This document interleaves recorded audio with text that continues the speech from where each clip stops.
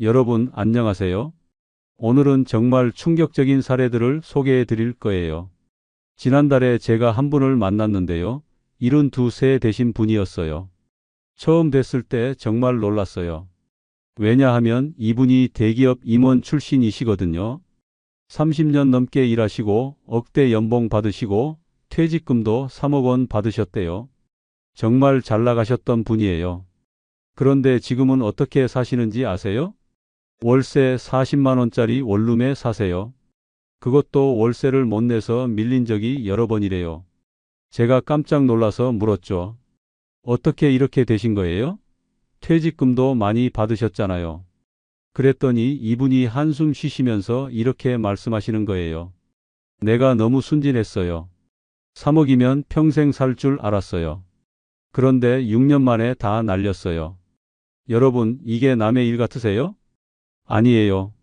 통계를 보면요. 잘 나가던 중산층 노인 중 30%가 70대에 파산한다고 해요. 30%요? 10명 중 3명이에요. 왜 그럴까요? 오늘은 실제 사례를 통해서 잘 나가던 노인들이 파산하는 7가지 이유를 말씀드리겠습니다. 이건 정말 남의 일이 아니에요. 여러분한테도 언제든 일어날 수 있는 일이에요. 지금부터 시작하겠습니다.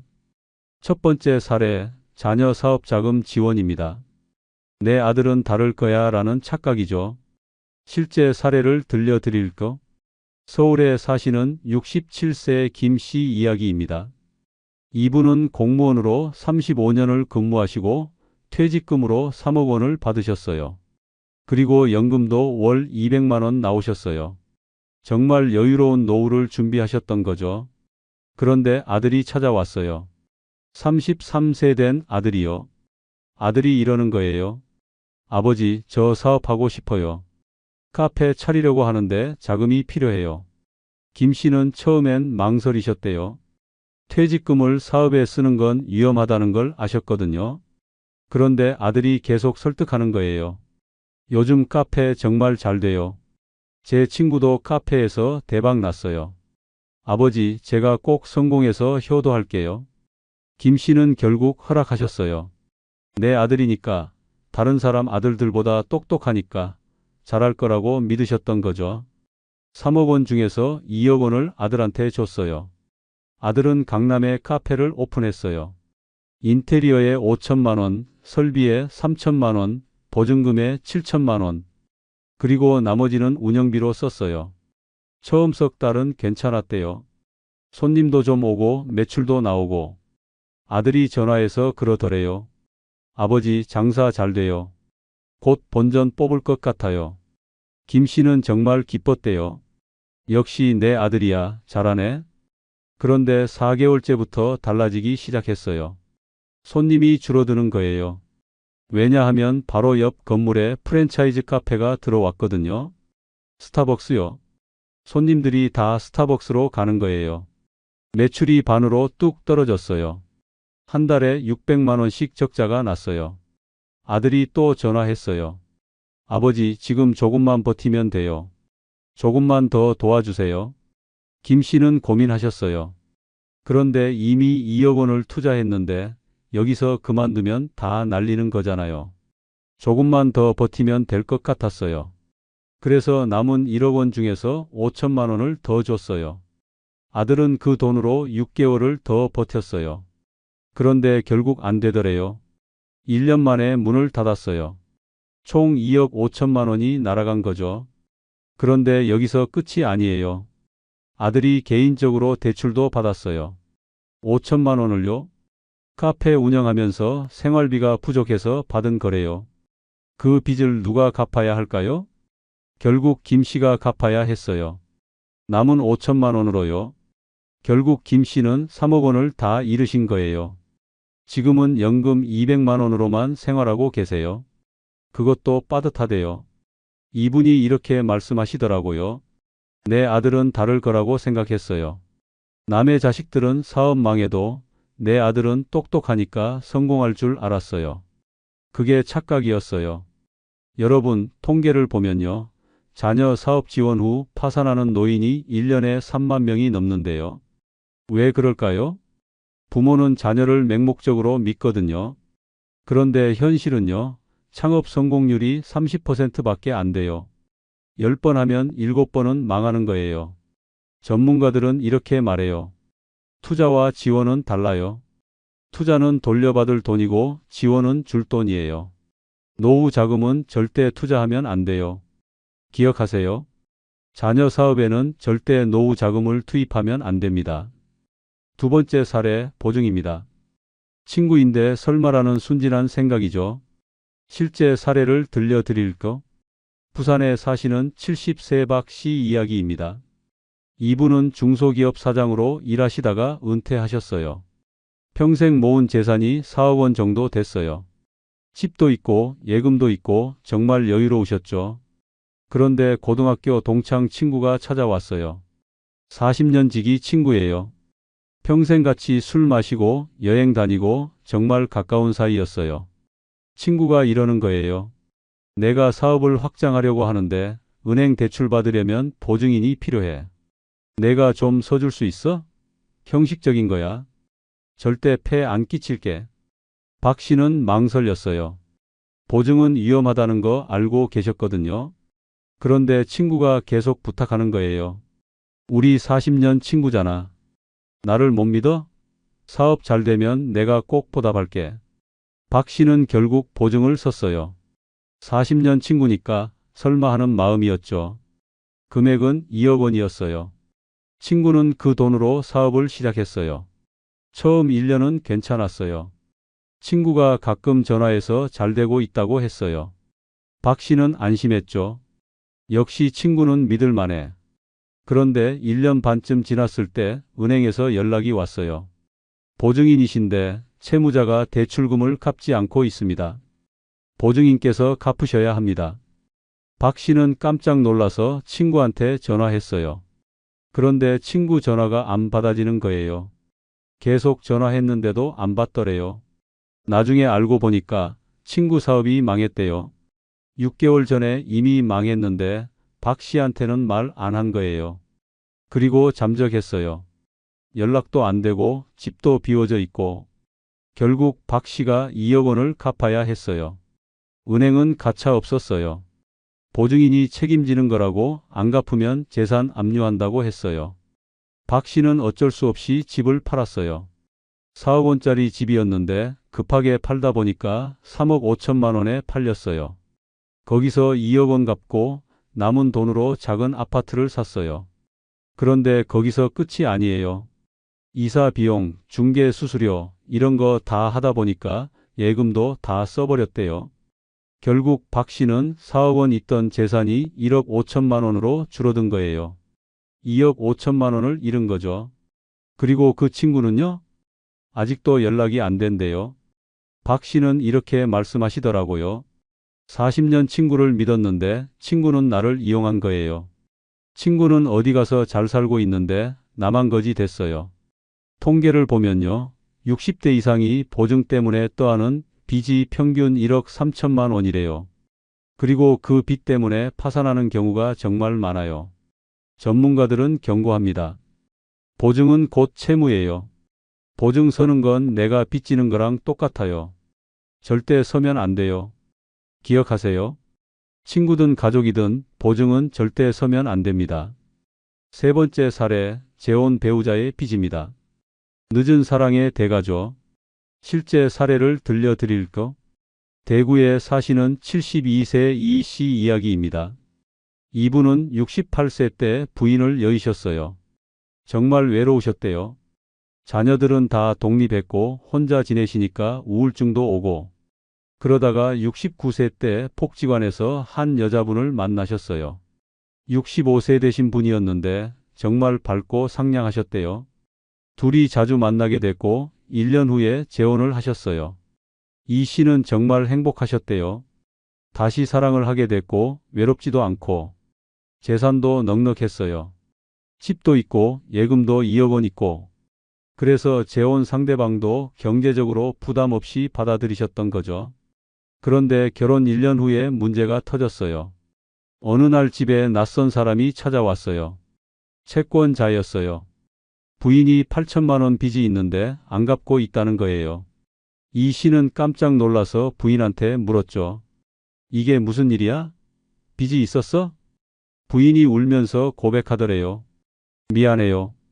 예전에 사업하다가 생긴 빚이에요. 당신한테 말 못했어요. 이 씨는 배신감을 느꼈지만 어쩔 수 없었어요. 법적으로 부부는 채무를 같이 지거든요. 혼인 중에 생긴 빚은 아니지만 채권자들이 배우자한테도 독촉하는 거예요. 그리고 재산 압류 위기가 왔어요. 이 씨 명의 집이 압류될 뻔했어요. 부인 빚 때문에요. 이 씨는 어쩔 수 없이 집을 팔았어요. 그리고 그 돈으로 부인 빚을 갚았어요. 8천만 원이요. 그리고 남은 돈으로 작은 전세집을 얻었어요. 예금 2억 원도 반은 빚 갚는 데 쓰고 반은 전세 보증금으로 들어갔어요. 결국 이 씨는 집도 잃고 예금도 거의 다 잃은 거예요. 그리고 부인과의 관계도 나빠졌어요. 믿었는데 배신당한 느낌이었거든요. 지금은 사실상 별거 중이래요. 이 씨는 이렇게 말씀하시더라고요. 사랑인 줄 알았는데 사기였어요. 내 재산만 노린 거예요. 늙어서 사랑하고 싶었는데 결국 당한 거죠. 통계를 보면요. 노년 재혼 후 재산 분쟁이 70%래요. 왜 그럴까요? 서로 재산 문제를 솔직하게 말 안 하고 결혼하는 경우가 많거든요. 전문가들은 조언합니다. 재혼하려면 반드시 재산 분리 계약을 해야 해요. 그리고 상대방 신용 조회도 해야 하고요. 기억하세요. 노년 재혼은 신중하게 법적 보호 장치가 필요합니다.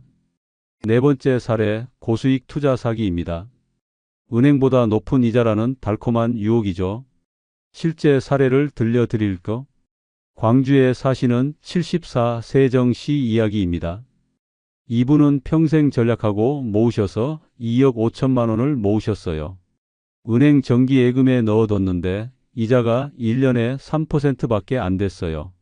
한 달에 60만 원 정도 나오는 거죠. 정 씨는 아쉬웠어요. 이것보다 더 벌 수 있는 방법이 없을까? 그러던 어느 날 복지관에서 만난 지인이 투자 이야기를 하는 거예요. 나 요즘 투자하는 거 있는데 한 달에 3%씩 이자 나와. 은행보다 10배 높아. 정 씨가 깜짝 놀라서 물었죠. 그게 뭔데요? 안전해요? 지인이 그러더래요. 안전해요. 나도 6개월째 하고 있는데 매달 이자 받고 있어. 회사도 큰 회사고. 소개해 줄까? 정 씨는 관심이 생겼어요. 한 달에 3%면 2억 5천만 원 넣으면 월 750만 원이에요. 은행 이자보다 10배가 넘는 거죠. 정 씨는 그 회사를 찾아갔어요. 사무실도 좋았고 직원들도 친절했어요. 그리고 계약서도 그럴듯했어요. 정 씨는 일단 3천만 원만 투자했어요. 조심스럽게 시작한 거죠. 한 달 후에 정말 이자가 들어왔어요. 90만 원이요. 정 씨는 신기했어요. 정말 되네? 2개월, 3개월 계속 이자가 들어왔어요. 정 씨는 안심하고 나머지 돈도 다 투자했어요. 2억 2천만 원을요? 그러면 한 달에 660만 원씩 받는 거예요. 정 씨는 정말 기뻤어요. 이렇게 좋은 걸 진작 알았으면 좋았을 텐데. 그런데 6개월째 되던 달 이자가 안 들어왔어요. 정 씨가 회사에 전화했는데 전화가 안 받아지는 거예요. 직접 가봤더니 사무실이 텅 비어 있더래요. 문도 잠겨 있고 아무도 없고. 정 씨는 그제야 사기당한 걸 깨달았어요. 경찰에 신고했지만 소용없었어요. 회사 대표는 이미 해외로 도피했고 돈은 회수 불가능했어요. 결국 정 씨는 2억 5천만 원을 다 잃으신 거예요. 평생 모은 돈이요. 지금은 기초생활수급자로 살고 계세요. 정 씨는 이렇게 말씀하시더라고요. 은행 이자가 너무 낮아서 욕심을 냈어요. 조금이라도 더 벌고 싶었어요. 그게 독이 됐어요. 통계를 보면요. 노인 대상 투자 사기 피해액이 1년에 5천억 원이 넘는데요. 왜 노인들이 자주 당할까요? 외로워서 사람 말을 잘 믿고 욕심도 있고 판단력도 떨어지니까요. 전문가들은 경고합니다. 고수익은 고위험이거나 사기예요. 정상 이자보다 높으면 무조건 의심해야 해요. 기억하세요. 정상 이자보다 높으면 무조건 사기입니다. 다섯 번째 사례, 황혼 이혼 위자료입니다. 평생 모은 돈 반토막이죠. 실제 사례를 들려드릴까? 인천에 사시는 68세 최 씨 이야기입니다. 이분은 40년 결혼 생활을 하셨어요. 그런데 60대 후반이 되니까 부인과의 관계가 정말 안 좋았대요. 평생 참고 살았는데 이제는 더 이상 못 참겠더래요. 자녀들도 다 컸고 이제 내 인생 살고 싶었대요. 그래서 68세에 이혼을 하셨어요. 부인은 처음엔 반대했지만 최 씨가 강하게 밀어붙였어요. 그런데 문제는 재산 분할이었어요. 최 씨 명의로 된 재산이 총 3억 원이었어요. 집 2억 원, 예금 1억 원이요.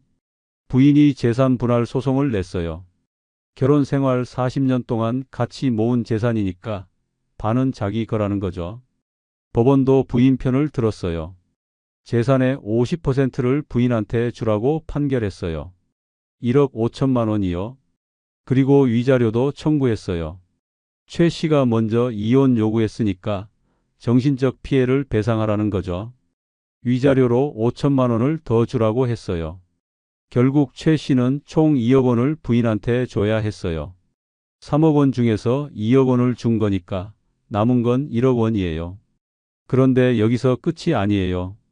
집을 팔아야 했거든요. 2억 원짜리 집을 팔아서 부인 몫을 주고 최 씨는 남은 돈으로 작은 집을 샀어요. 6천만 원짜리 빌라요. 그리고 예금은 반을 줘야 했으니까 5천만 원만 남았어요. 결국 최 씨는 3억 원에서 1억 원 정도만 남은 거예요. 2억 원을 잃은 거죠. 최 씨는 이렇게 말씀하시더라고요. 자유는 얻었지만 가난해졌어요. 이혼하기 전에는 여유 있게 살았는데 지금은 돈 걱정하면서 살아요. 통계를 보면요. 황혼 이혼이 1년에 15%씩 증가한대요. 그리고 이혼 후에 경제적으로 어려워지는 경우가 정말 많아요. 전문가들은 조언합니다. 이혼하기 전에 재정 시뮬레이션을 해야 해요. 이혼 후에 얼마로 살아야 하는지 계산해보고 결정해야 해요. 기억하세요. 황혼 이혼의 경제적 대가를 냉정히 계산하세요. 여섯 번째 사례, 자녀 결혼주택 자금 무리한 지원입니다.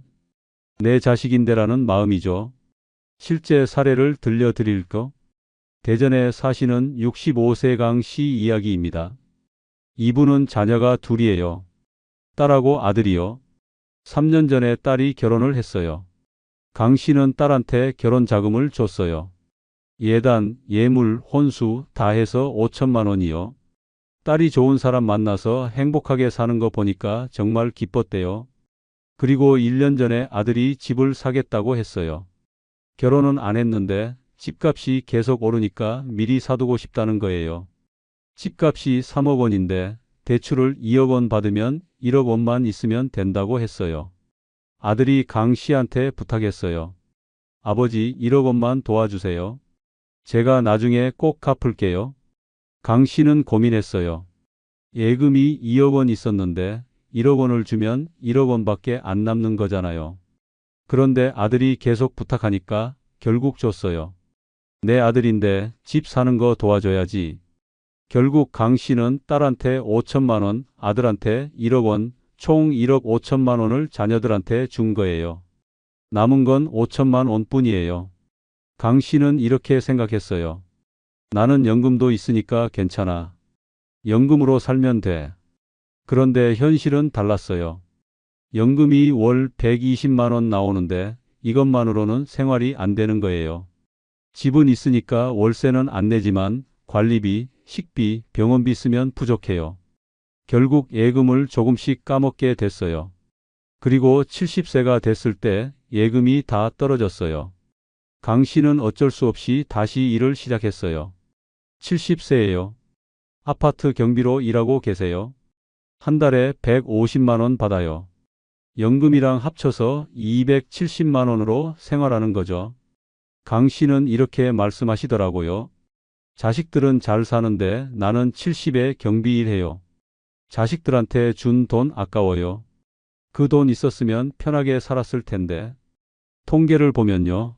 자녀 결혼주택 자금 지원 후에 생활고를 겪는 노인이 60%래요. 왜 그럴까요? 자녀한테 주고 나면 자기 돈이 부족해지는데 미리 계산을 안 하거든요. 전문가들은 조언합니다. 자녀 지원은 남는 돈으로 해야 해요. 노후 자금 손대면 절대 안 돼요. 기억하세요. 자녀 사랑과 노후 준비는 별개입니다. 일곱 번째 사례, 과도한 의료비입니다. 생명이 우선이니까라는 생각이죠. 실제 사례를 들려드릴까? 서울에 사시는 78세 한 씨 이야기입니다. 이분은 부인이 75세인데 3년 전에 암 진단을 받으셨어요. 유방암이었어요. 의사가 말하길 수술하고 항암 치료 받으면 완치 가능하다고 했어요. 한 씨는 당연히 최선의 치료를 선택했어요. 부인 생명이 달린 일인데 돈이 문제겠어요? 수술비가 3천만 원 나왔어요. 비보험 항목이 많았거든요. 로봇 수술, 특수 검사 이런 거요. 그리고 항암 치료를 시작했어요. 의사가 최신 표적 항암제를 권했어요. 효과가 좋은데 비보험이래요. 한 달에 500만 원씩 든대요. 한 씨는 고민 없이 선택했어요. 부인 살리는 게 우선이니까요. 항암 치료를 20개월 했어요. 한 달에 500만 원씩 20개월이면 1억 원이에요. 수술비 3천만 원 합치면 1억 3천만 원이죠. 그런데 여기서 끝이 아니에요. 항암 치료 중에 합병증이 와서 입원도 여러 번 했어요. 그것도 다 돈이 들어갔어요. 그리고 항암 끝나고 나서도 정기검진, 재활치료, 영양제 이런 거 계속 비용이 나왔어요. 총 3년 동안 쓴 돈이 2억 3천만 원이었어요. 한 씨는 가진 재산이 2억 5천만 원이었는데 거의 다 써버린 거예요. 남은 건 2천만 원뿐이에요. 그런데 다행히 부인은 완치됐어요. 지금은 건강하세요. 한 씨는 정말 다행이라고 생각해요. 부인을 살렸으니까요. 그런데 문제는 이제부터예요. 돈이 거의 없으니까 생활이 정말 힘들어요. 집은 전세인데 2년 후면 계약 만료예요. 그때 전세금을 못 올려주면 나가야 해요. 그럼 어디서 살아요? 한 씨 부부는 지금 정말 불안해요. 그리고 기초생활수급자 신청을 알아보고 계세요. 한 씨는 이렇게 말씀하시더라고요. 부인을 살렸지만 이제 우리 둘 다 가난해졌어요. 그래도 후회는 안 해요. 생명이 우선이니까요. 하지만 앞으로가 걱정돼요. 통계를 보면요. 중증 질환 치료비 때문에 파산하는 노인이 1년에 2만 명이 넘는데요. 왜 그럴까요? 생명이 달린 일이니까 돈을 아끼지 못하거든요. 전문가들은 조언합니다. 치료 범위를 미리 설정해야 해요. 어디까지 치료할 건지, 비용 한도는 얼마인지, 그리고 보험이 정말 중요해요. 기억하세요. 의료비 한도를 미리 정하고 무리한 치료는 경계하세요. 자, 여기까지 7가지 사례를 말씀드렸습니다. 정리해 볼까요? 첫째, 자녀 사업 투자. 3억 원이 제로가 됐어요. 둘째, 친구 보증. 2억 원 빚을 떠안았어요. 셋째, 재혼 배우자 빚. 집을 팔아서 갚았어요. 넷째, 투자 사기. 2억 5천만 원 사기당했어요. 다섯째, 황혼 이혼. 재산이 반토막 났어요. 여섯째, 자녀 지원. 1억 5천만 원 지출했어요. 일곱째, 과도한 의료비. 2억 3천만 원 썼어요. 이 7가지의 공통점이 뭘까요? 모두 선한 의도에서 시작했다는 거예요. 자녀 사랑, 친구 신뢰, 새로운 사랑, 수익 욕심, 자유 추구, 부모 사랑, 생명 존중. 다 좋은 마음이었어요. 그런데 결과는 파산이었어요. 왜 그럴까요? 원칙이 없었기 때문이에요. 노후 자금은 절대 손대면 안 되는데 손댄 거예요. 그럼 파산 후에는 어떻게 될까요? 70대, 80대에 다시 일해야 해요. 경비, 청소, 주차관리 이런 일들이요. 아니면 기초생활수급자가 되거나 자녀한테 의존해야 하거나 정말 비참한 노후가 되는 거죠. 그럼 어떻게 해야 이걸 예방할 수 있을까요? 7가지 원칙을 알려드릴까? 첫째, 노후 자금은 절대 손대지 않기. 어떤 이유로도요. 둘째, 보증은 절대 안 서기. 친구든 가족이든요. 셋째, 재혼할 때는 재산 분리 계약하기. 그리고 신용 조회하기. 넷째, 고수익 투자는 절대 금지. 정상 이자보다 높으면 사기예요. 다섯째, 이혼 전에 재정 계산하기. 이혼 후 생활비 시뮬레이션 하기. 여섯째, 자녀 지원은 여유 자금으로만. 노후 자금 손대면 안 돼요. 일곱째, 의료비 한도 미리 설정하기. 어디까지 치료할지 정하기. 그리고 가장 중요한 건 마지노선을 정하는 거예요. 이 돈만큼은 절대 안 쓴다. 이 금액을 정해 놓으세요. 예를 들어서 3억 원 있으면 1억 원은 절대 안 쓴다고 정하는 거예요. 어떤 일이 있어도요. 그럼 최소한 1억 원은 남아요. 그게 안전망이 되는 거죠. 여러분, 오늘 사례들이 남의 일 같으세요? 아니에요. 이건 누구한테나 일어날 수 있는 일이에요. 특히 선한 마음을 가진 사람일수록 더 위험해요. 자녀 사랑하고 친구 믿고 사람 좋은 분들이 당하는 거예요. 그러니까 원칙을 세우세요. 그리고 그 원칙을 절대 지키세요. 아무리 자녀가 울고불고 해도 친구가 간곡히 부탁해도 원칙은 지켜야 해요. 그게 여러분을 지키는 거예요. 실제로 유혹이 많았지만 원칙을 지켜서 안전한 80대 분들도 많아요. 그분들의 공통점이 뭔지 아세요? 냉정함이에요. 자녀한테도 안 된다고 말할 수 있는 냉정함, 친구한테도 거절할 수 있는 냉정함. 그게 노후를 지키는 거예요. 다음 영상에서는 노후 파산 절대 피하는 체크리스트를 준비했습니다. 구체적으로 무엇을 점검해야 하는지, 어떻게 원칙을 세워야 하는지 알려드릴게요. 구독과 알림 설정 해두시면 영상 올라오는 대로 바로 보실 수 있습니다. 오늘도 긴 영상 끝까지 시청해 주셔서 정말 감사합니다. 여러분 모두 원칙을 지켜서 안전한 노후 보내시길 진심으로 바랍니다. 냉정해지세요. 그게 여러분을 지킵니다. 감사합니다.